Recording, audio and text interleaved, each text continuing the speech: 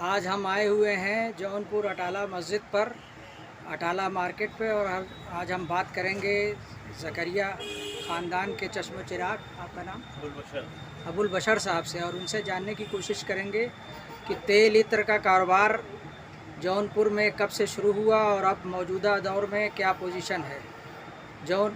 जौनपुर और कन्नौज उत्तर प्रदेश में दो ही शहर है जो तेल इत्र के कारोबार के लिए जाने जाते हैं, लेकिन कन्नौज में आज भी कारोबार अपनी बुलंदी पर है और वहाँ से तेल और इत्र का निर्यात हो रहा है, जबकि जौनपुर में इत्र का निर्यात हो रहा है, और जबकि जौनपुर में स्थिति काफ़ी गंभीर है और लगभग ये मृत प्राय हो रहा है। तो आप बताइए क्या पोजीशन है इस वक्त? बहुत ख़राब है ये। जो इत्र खत्म हो गया है, इत्र बनना खत्म हो गया पे। आपके यहाँ ये कारोबार कब स्टार्ट हुआ था, लगभग कितने साल पहले? हमारा हुआ 1800 कुछ में जो है बहुत। तो हाजी ज़करिया साहब आपके दादा थे? परदादा। अच्छा। हाँ, तो और बताइए थोड़ा। मतलब बहुत भाई, ये हम लोग की छठी पुश्त है इस काम में हम लोग की छठी पुश्त हम लोग चल रही है। तो जौनपुर में प्रोडक्शन होता था या कि कोलकाता? जी जौनपुर में हम लोग का तक कारखाना था हम लोगों को, है और फिर सब होता था। तेल का इत्र का जो होता था, चमेली का, गुलदोगन का, बेले का, सब जो तेल बना करता था। तो अब भी कहीं प्रोडक्शन हो रहा है? नहीं, अब तो बंद है, बिल्कुल बंद है। तो अब बाहर से सिर्फ माल आ रहा है और वहीं बाहर एक्सपोर्ट वगैरह वो भी ख़त्म हो गया? बहुत बड़ा इनाम है, बस बड़ा इनाम है बस। तो आपकी ब्रांच तो फ़िलहाल अभी भी कोलकाता बॉम्बे में है ना, और बाहर सऊदी में मक्का में है और मदीना में है? मक्का में। अच्छा, लेकिन जौनपुर में पोजीशन बहुत अच्छी नहीं है इसमें? नहीं। और आपके अलावा दूसरे लोगों की क्या पोजीशन है? सभी का वही याद है। अच्छा, तो इसकी क्या वजह हो सकती है? वजह यही है चीज़ जो है महंगाई, और जो है मेन जो है इसका होता है तो संदल।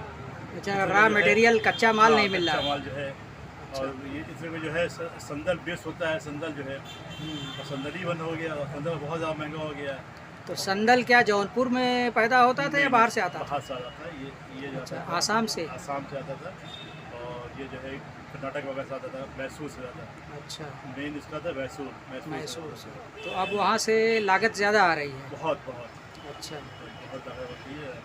और वही इत्र का बेस होता है, जो देसी इत्र होता है उसका बेस होता है संदल। अच्छा, बिना संदल के जो है देसी नहीं बन सकता है। अच्छा। तो बेस होता है।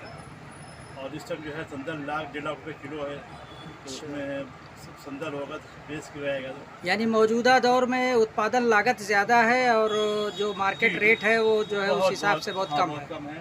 तो प्रॉफिट जो है काफ़ी कम हो गया। अब लगाने वाले शौकीन भी बहुत कम हो गए देसी इत्र के, जो पुराने लोग भी लगाते हैं। अच्छा। नई जनरेशन जो है अब तो बस ये चाहिए जो ड्यू वगैरह है, अब तो जो है आर्टिफिशियल स्प्रे वगैरह यूज़ कर रही है। और जो इत्र वगैरह जो है अब जो बेस हो गया कन्नौज वाले में जो है ये पान मसाला गुटखा स्प्रे से हो गया। अच्छा, सारी खबर उनकी उसमें हो गई है, इसी में हो गया है, इसमें पड़ता है उसमें ज़्यादा है। तो कन्नौज वाले आखिर क्यों कामयाब हैं? बताए ना, वो उनकी भाई सारा जगह वहाँ पे है, प्रोडक्शन वहाँ पे हो रहा है, सारी फैसिलिटी मिल रही है वहाँ पे। और जो है नहीं, तो वो भी नेचुरल बेस बना रहा है या कि कुछ केमिकल यूज़ कर रहा है? कुछ है, कुछ नेचुरल है। अच्छा।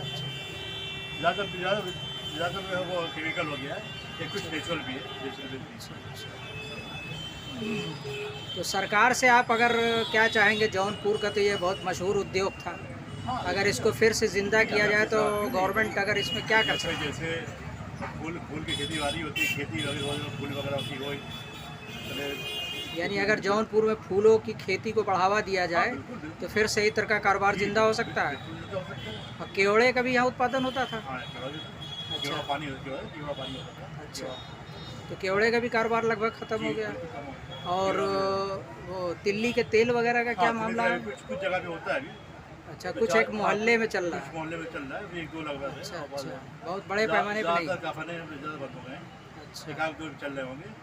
और सिर्फ तिल का तेल जो है, बाकी सब तो बस ये चमेली हो गया तेल, तो बस बहुत 1-8 लोग बना रहे हैं ना, ज़्यादातर कारखाने बंद हो रहे हैं। ज़्यादातर कारखाने बंद हो गए। चलिए साहब, बहुत बहुत शुक्रिया जानकारी देने के लिए। तो दोस्तों, ये आप थे अबुल बशर साहब, अबुल बशर मोहम्मद ज़करिया साहब, ज़करिया एंड सन्स के परिवार से। और आपको अगर ये वीडियो पसंद आए तो लाइक और शेयर ज़रूर करें और इसको सब्सक्राइब करें। शुक्रिया।